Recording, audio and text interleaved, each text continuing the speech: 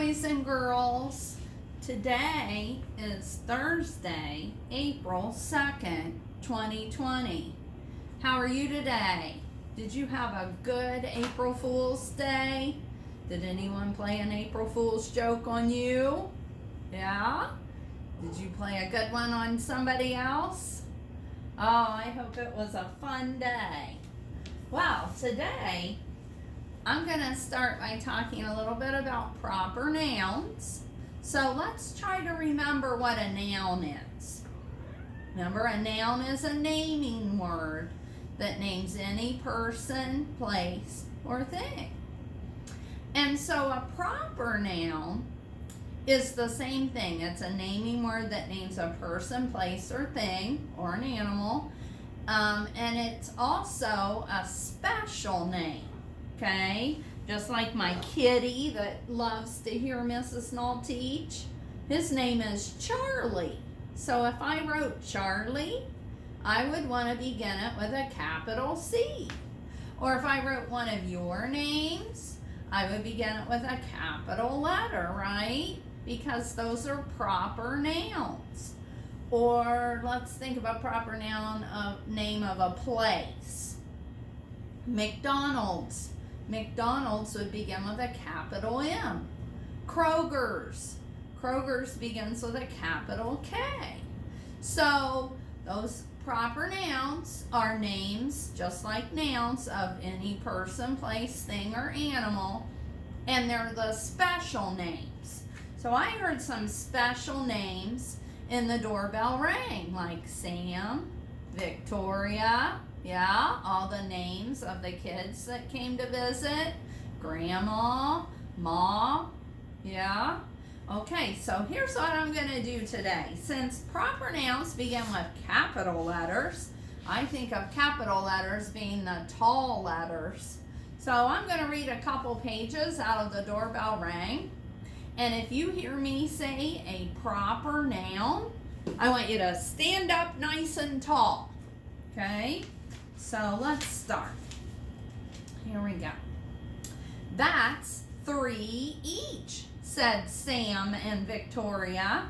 They smell as good as your grandma's, said Tom. And look as good, said Hannah. All right, what'd you stand up on? Sam, Victoria, Grandma, Tom, Hannah. Yeah, good, because those are all proper nouns. They're special names of people, huh? All right, let me read another page.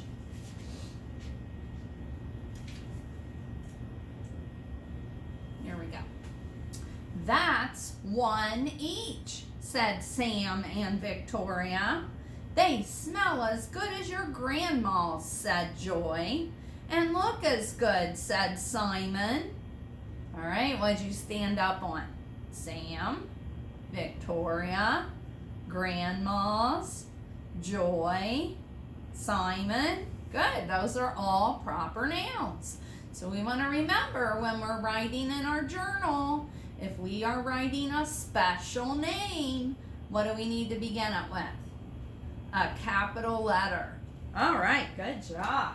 Well, a couple days ago, Mrs. Knoll started talking about fables. Does anybody remember what kind of story a fable is? It's a story that has a moral. A moral is a lesson that we can learn. Now, is a fable story a fiction or a non-fiction story? A fiction story, so it's made up. And a lot of times the characters are animals. Not always. There's still some with people, but most of the time it has animals for the characters that are kind of acting more like people because usually they're talking. And we are learning a lesson of some kind. So Mrs. Knoll has a couple fable stories that I'm going to read. My first one is so small you're not going to be able to see the pictures. So if you will just picture in your head as Mrs. Knoll is reading. This one's called The City Mouse and the Country Mouse. Once upon a time, there was a little mouse. He lived in the country. One day, His city friend came to visit. "Welcome," said the country mouse. "Glad to be here," said the city mouse. The two mice had a great time. They played tag. They climbed trees. They took long hikes. All of this made them hungry. So they went into the fields and began to nibble some corn and beans.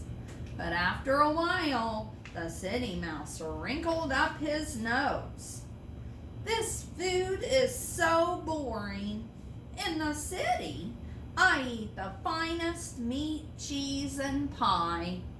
Do you want to go there with me?" asked the city mouse. The country mouse licked his lips. "Oh, yes," he said. The next day, the two mice jumped on a train and went to the city. They walked to a tall building and took an elevator to the tippy top. This is where the city mouse lived. Ooh, so where did he live? Sounded like an apartment in a really tall building. The home was fit for a king. It was big and very fancy. "Welcome," said the city mouse. "Glad to be here," said the country mouse. The two mice had a great time. They listened to music. They played games. They ran from room to room. All of this made them very hungry. So they went into the dining room. There stood a table filled with meat and cheese and a whole cherry pie. I'm getting hungry.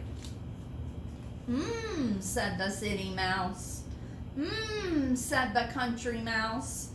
But just as they started to nibble the food, in came a cat. In came a dog. In came a person. "Run for your life," said the city mouse. Quick as a wink, the mice jumped off the table and ran into a little hole. The country mouse had never been so scared. "I'm going back home," he said.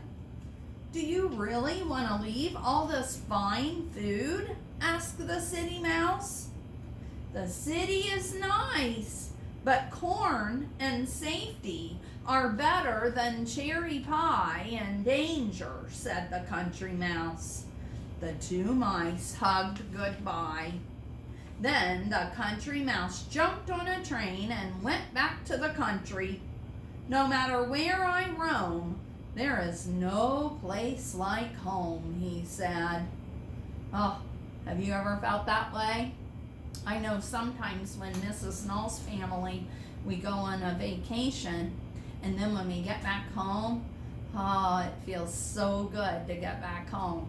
I kind of know how that country mouse felt, So what kind of lesson do you think we could learn from that story? Well, the moral of that story is, it is better to happily live with little and feel safe than live with a lot but in fear of your life. Oh man, I would not want to live in fear of my life all the time. And neither did the country mouse, Yeah.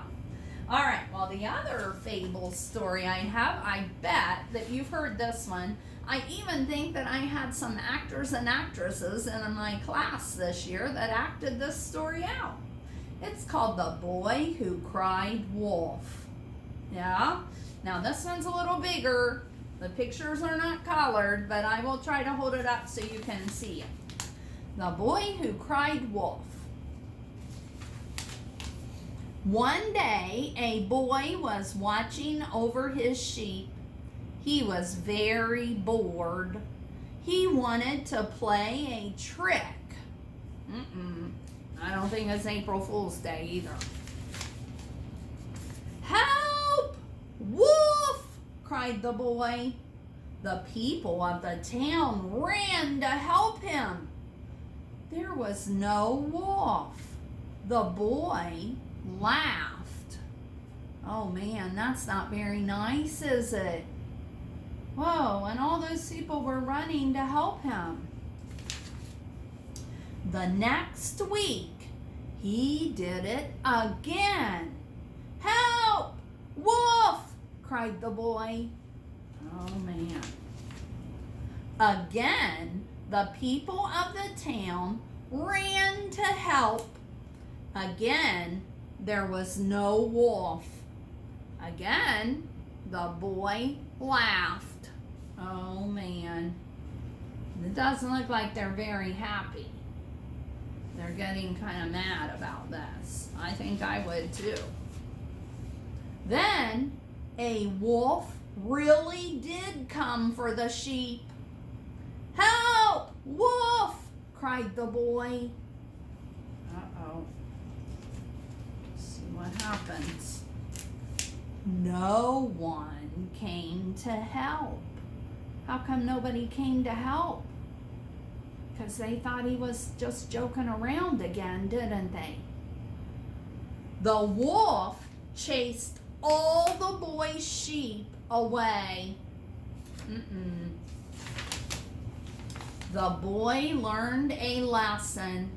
People don't believe liars even when they tell the truth. Oh man, you know, that's a really important lesson. Yeah, we should never, ever, ever lie. Because you know what? After a while, people learn that we're lying. And if we're really telling the truth, like when the little boy needed help for real, people aren't going to believe us. And they may not be there for us. So, oh man, that is a really good lesson. All right, well, thank you for being such a good listener. And have fun reading your stories today. I love to look on Epic and see who's been reading their stories. And I know that a lot of you boys and girls have some stories at home to read also. All right, have fun. See you later.